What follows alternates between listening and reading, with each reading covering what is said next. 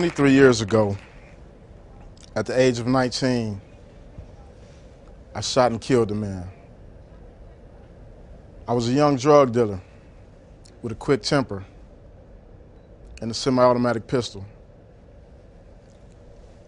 But that wasn't the end of my story. In fact, it was the beginning.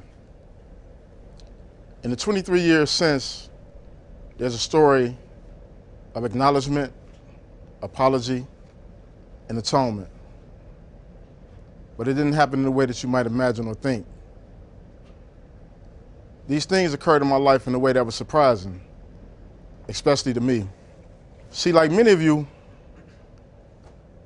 growing up, I was an honor roll student, scholarship student, with dreams of becoming a doctor.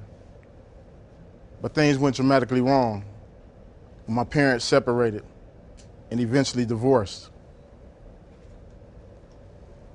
The actual events are pretty straightforward. At the age of 17, I got shot 3 times standing on the corner of my block in Detroit. My friend rushed me to the hospital. Doctors pulled the bullets out, patched me up, and sent me back to the same neighborhood I got shot.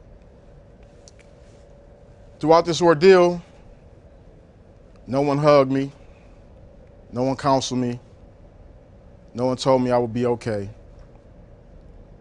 No one told me that I would live in fear, that I would become paranoid, or that I would react hyperviolently to being shot. No one told me that one day I would become the person behind the trigger. 14 months later, at 2 a.m., I fired the shots that caused the man's death.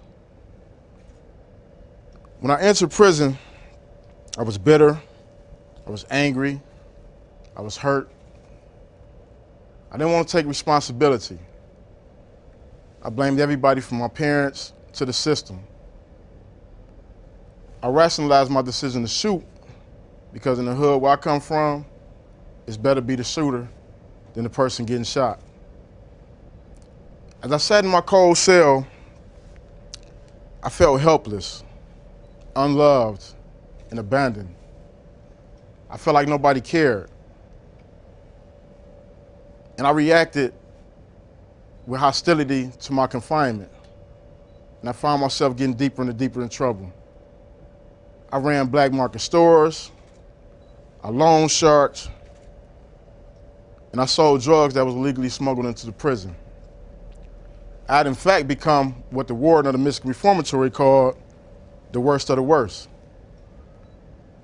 And because of my activity, I landed in solitary confinement for 7.5 years out of my incarceration.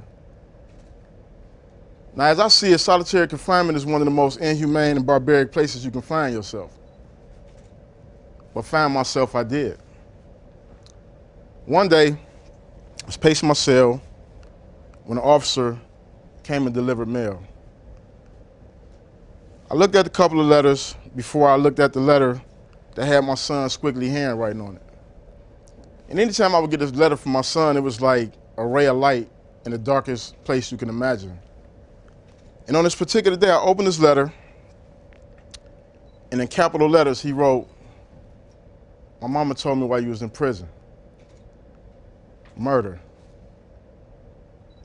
He said, "Dad, don't kill. Jesus watches what you do. Pray to him." Now, I wasn't religious at that time, nor am I religious now, but it was something so profound about my son's words. They made me examine things about my life that I hadn't considered. It was the first time in my life that I had actually thought about the fact that my son would see me as a murderer.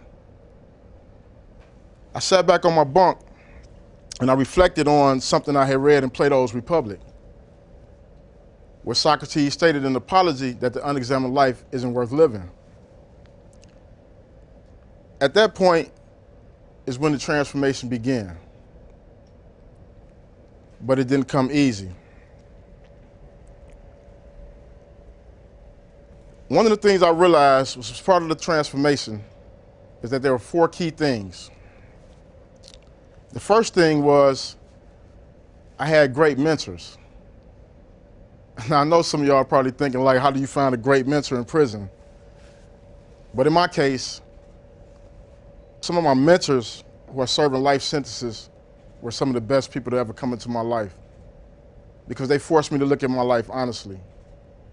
And they forced me to challenge myself about my decision making. The second thing was literature.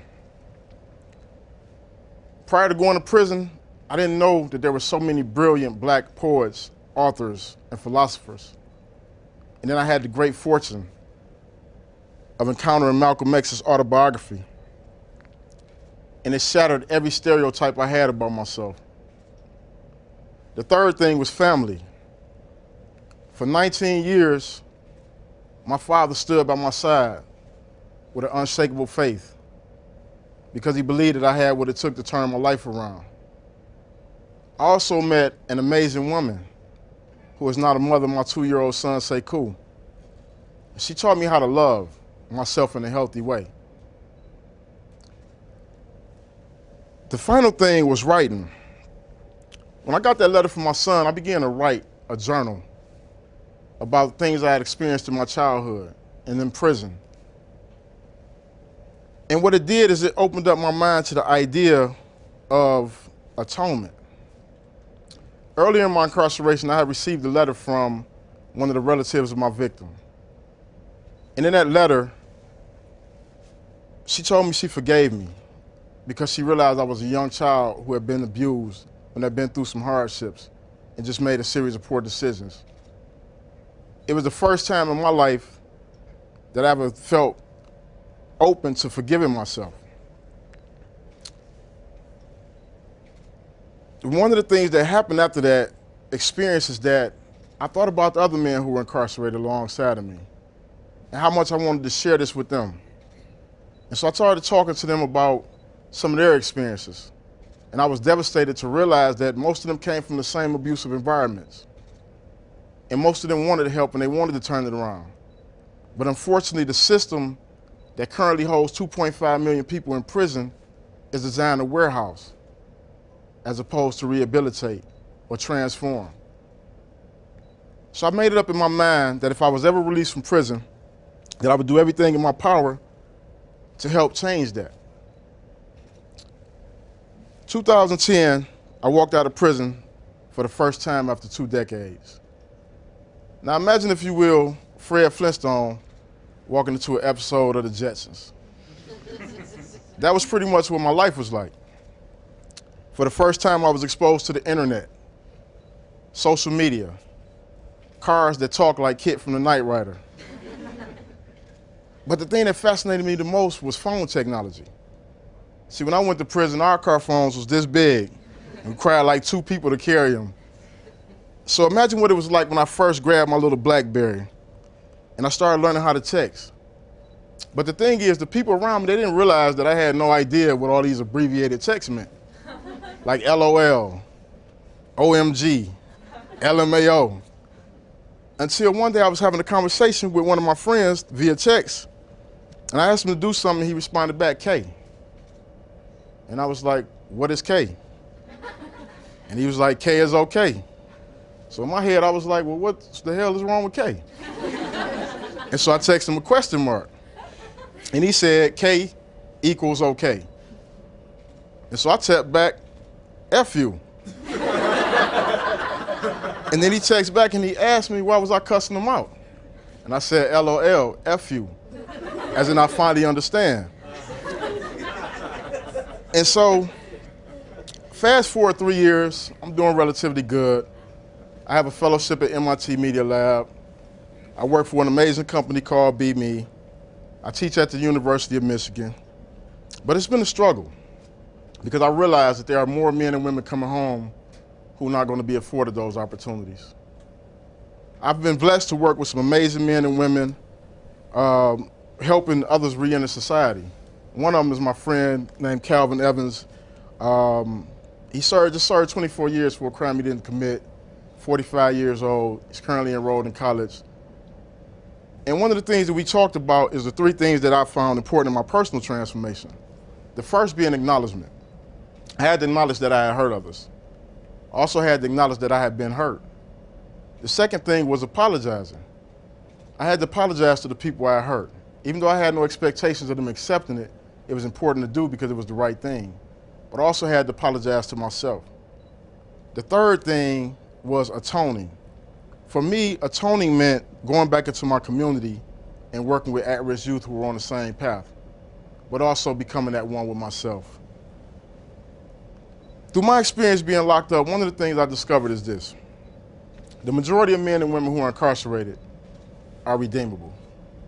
And the fact is, 90% of the men and women who are incarcerated will at some point return to the community. And we have a role in determining what kind of men and women return to our community. My wish today is that we will embrace a more empathetic approach toward how we deal with mass incarceration. That we would do away with the lock them up and throw away the key mentality, because it's proven it doesn't work. My journey is a unique journey, but it doesn't have to be that way. Anybody can have transformation if we create the space for that to happen.